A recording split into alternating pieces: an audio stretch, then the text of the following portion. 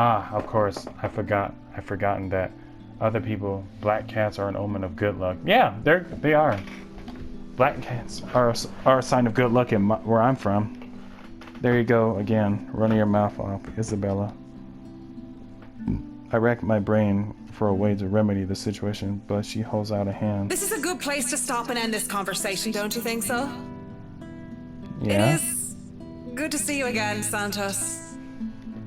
A complete dismissal, if I've ever heard one. I watch her as she leaves, though she stops shortly before crossing the threshold separating the park and the street.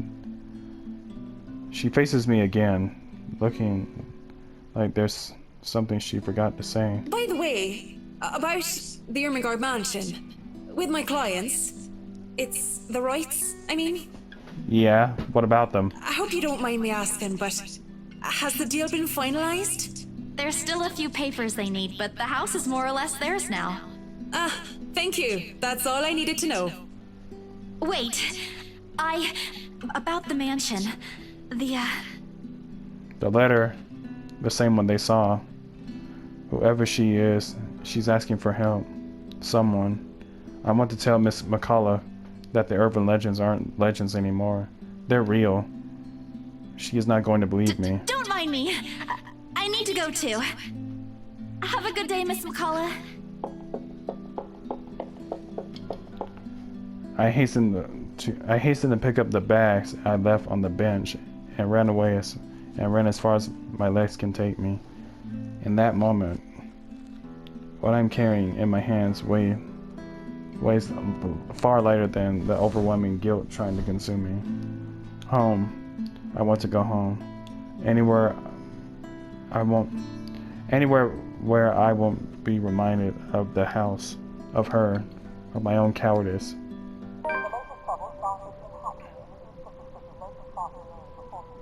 The food tastes less appetizing to me. A pity. One would think that someone who had been on a continuous bench of instant noodles will find a home-cooked meal enjoyable, but it isn't.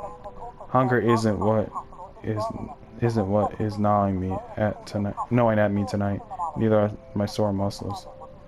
The TV runs loudly in the background, but what it says barely registers my brain. It's hard when things you're trying to forget keep returning in the forefront of your mind. It distracts you, eats at you, devours you. I wish this would stop. I wish I wasn't the one who picked it up.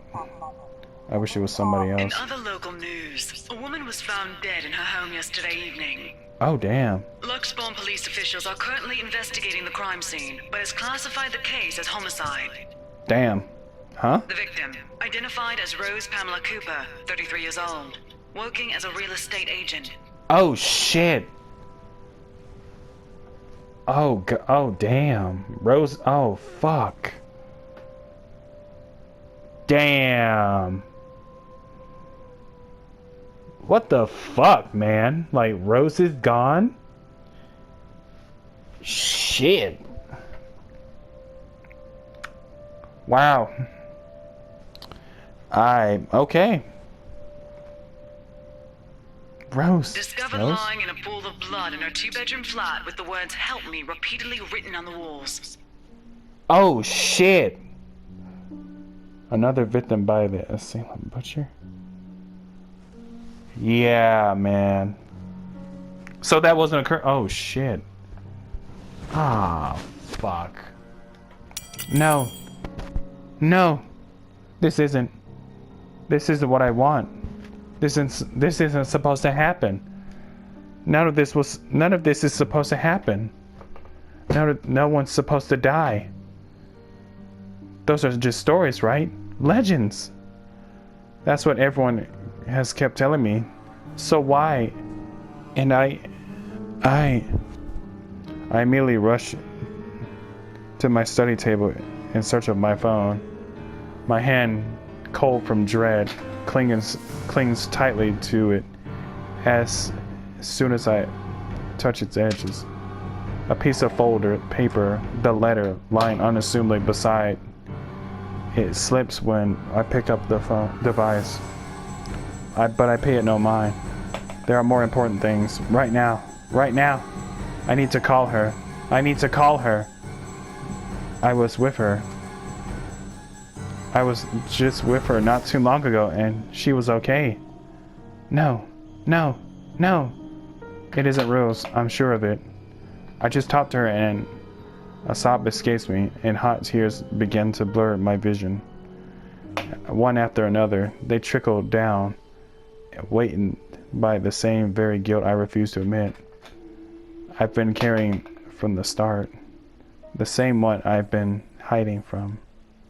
The same one has put the people I care about in danger. My hands shake as I navigate Rose's number on my contact list. She'll answer, right? That's what she always does. She'll pick it up to tell me. She'll pick it up, tell me to turn down the waterworks, call me a wuss afterwards. She'll answer. Please answer, Rose. Oh no. Again I dialed, whispering, praying, pleading. Come on, Rose. Don't do this to me. Please pick up. I know you're there, Rose. You're not dead. Please tell me you're not. This adds to the series of deaths and disappearances that has plagued Luxborn in the recent years.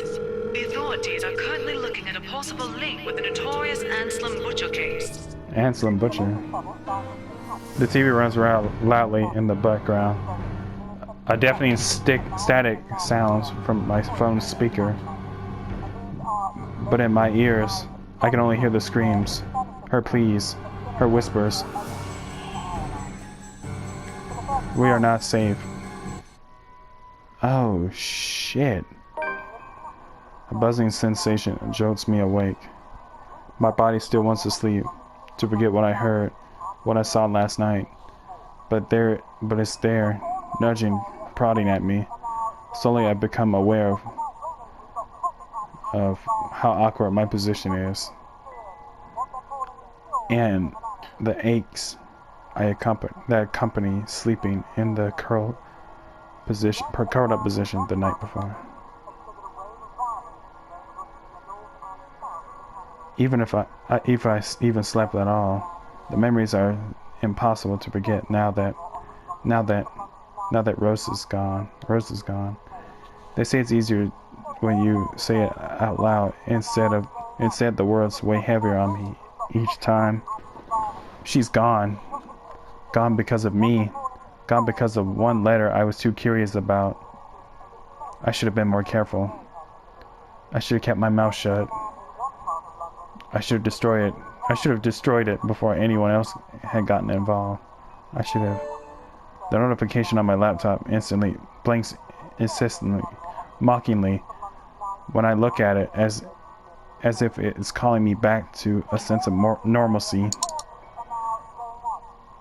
I check it nevertheless, out of habit more than anything. To all BRC employees, in light of the recent events, there will be an all-staff emergency meeting from 1 p.m. to 2 p.m. Attendance is a must. Company changes, new hierarchy and policies will all be discussed during the meeting. Everyone is expected to bring a copy of their own attendance logs and sales. Reports for the last 6 months will be submitted to your respective managers for review. We're expecting everyone's cooperation. Thank you, John Alice Schultz, BRC HR manager. If this were one of those typical days, I'd happily comply to get myself to our office. Today my limbs feel heavy. On one hand, going will keep me busy and take my mind elsewhere. On the other, the place itself is a stark reminder of what my own fears have cost me. Go to work or stay home. Let's see what happens. Moping won't get me anywhere. This is just one of those things, isn't it? You deal with it with a smile no matter what. No matter how bad things get. I hope for the best. Although my body feels like lead and my limbs are sore, I push myself away from the chair and head for the shower. The letter I dropped on the floor last night flutters open as I pass by, unfolding for no one else but me to see. Sinister. Every word written on it glares back at me. They sneer. They ridicule. Like living beings fully aware of what they've done. With a huff, I pick it up and shove it into my bag. Perhaps with more anger and frustration than I'm used to showing. This too I'll deal with. Somehow, I'll find a way to make things right. I have to, before it takes more people from me. Even if I must do it on my own. Papers rustling, telephones ringing, feet shuffling. Overall, today looks like a typical working day at the Briar Realty Corporation. Except it isn't. The air is thickened with tension and unspoken questions. No doubt everyone present has already heard about Rose. If they missed last night's report, they likely see it on the morning news, in the papers, or on various news sites on the internet.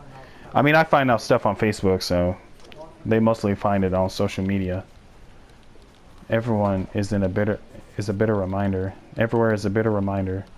In fact, everyone's giving me a white bird, as though a mere mention of Rose would be enough to trigger something in me. It's appreciated, but it only serves to create a bigger hole in the place Rose has left. After lunch, my boss calls for a meeting. I don't have to look up from my work to know what it is about. He's in a strange, pensive mood today. Probably out of respect for a dead colleague. Oddly, I appreciate it more if he just shouted at me today. Anything is better. I'm sure you've all heard of what happened to Miss Cooper. She was a valued member of our team and she will be missed. Yep, we all did. There's no date for a funeral yet, but those who wish to attend, kindly speak with your respective supervisors. Damn. Shit. So what would have happened, bro? I'm very curious to know what would have happened if I lied. But then again, I wouldn't have known. But damn. By the way, has anyone heard about our still AWOL staff? AWOL. None? HR, you know what to do. Santos, a word? In my office? Ah, fuck. God damn it. Oh, shit. At the end of it, I was given the entirety of Rose's workload, including finalizing the rights papers, and have been promised an ample compensation for my efforts. I think he's expecting me to be happy about it. Instead, I'm immerse myself in my work. I have to, anyway, if I want to forget.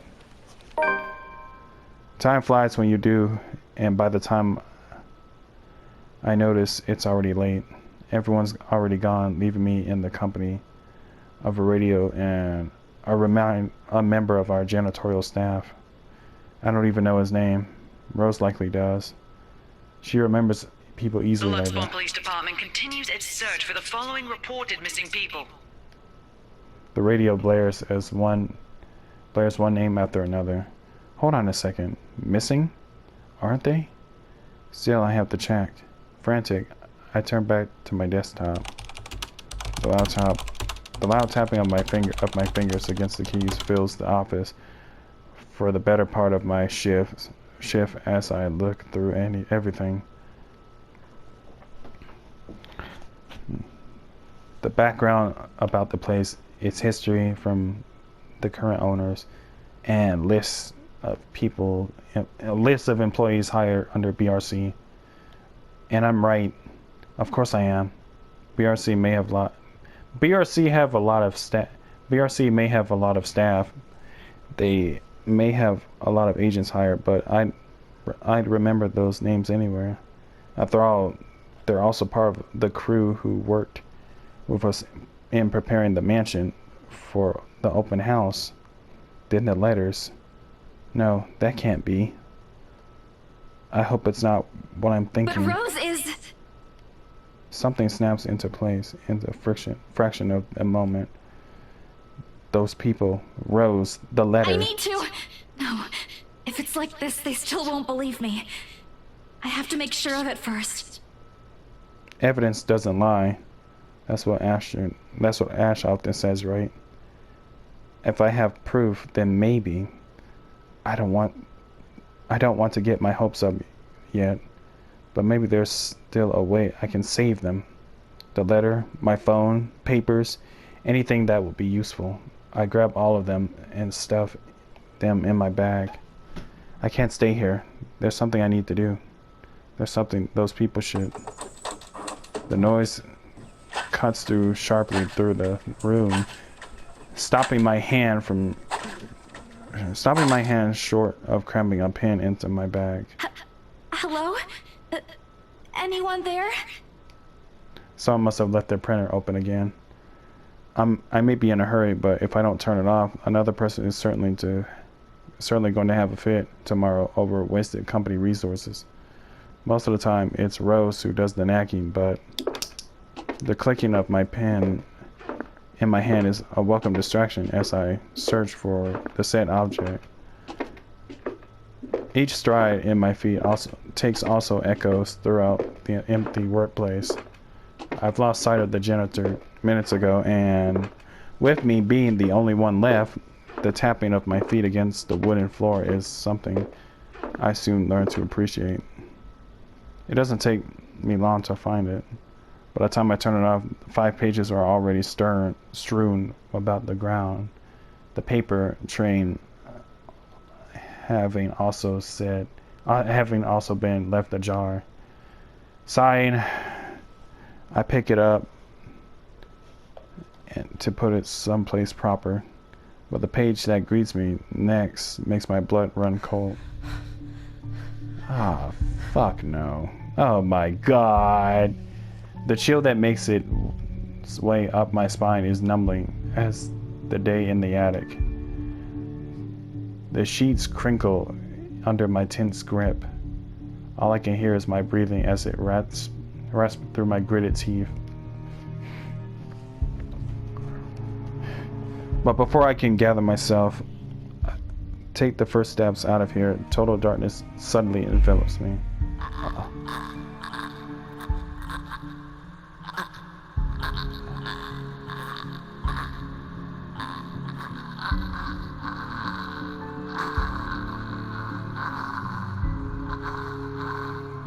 What the fuck? As if hearing every horrid thought running inside my head right now. Something snaps. A soft creak grating through the thin veil of stillness has descended in the room. Every muscle, every bone in my body goes rigid at the sound. Familiar, so familiar now. Yet my own traitorous curiosity still presses me to take a careful peek over the cubicle's wall. It's her. Standing in the only exit of the office, facing away from me.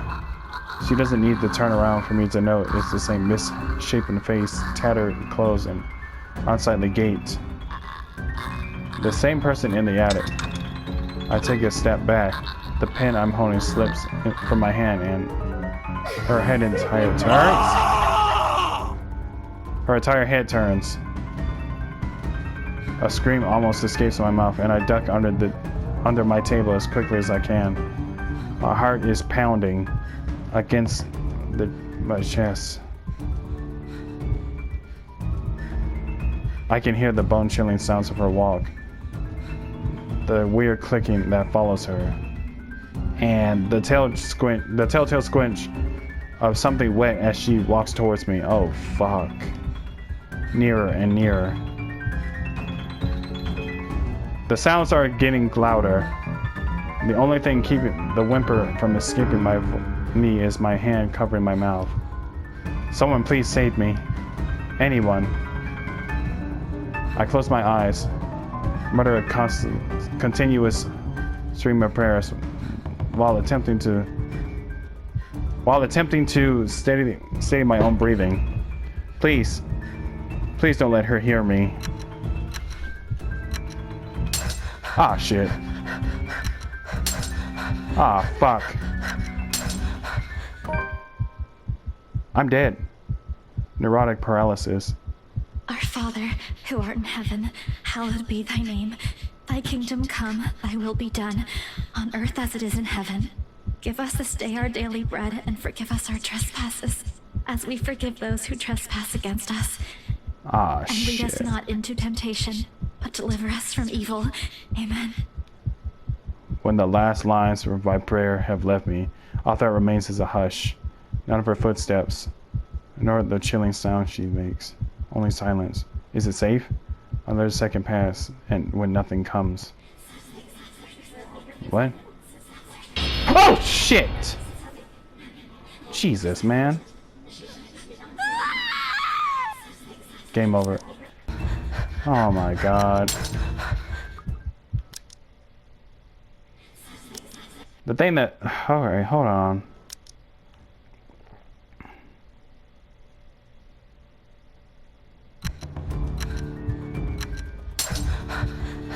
What?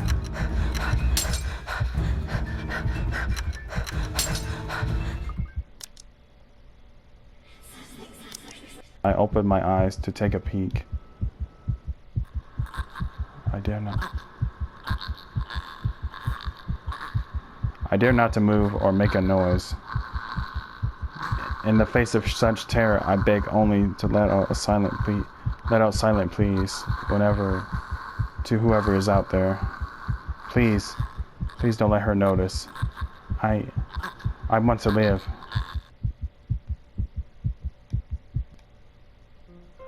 Hannah.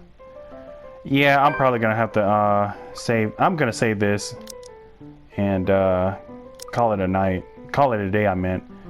So yeah, I think I'll take a break from this game for now. And yeah, I hope you. I might play this some other time. I don't know. That being said, have a wonderful day. In the meantime, I'm out.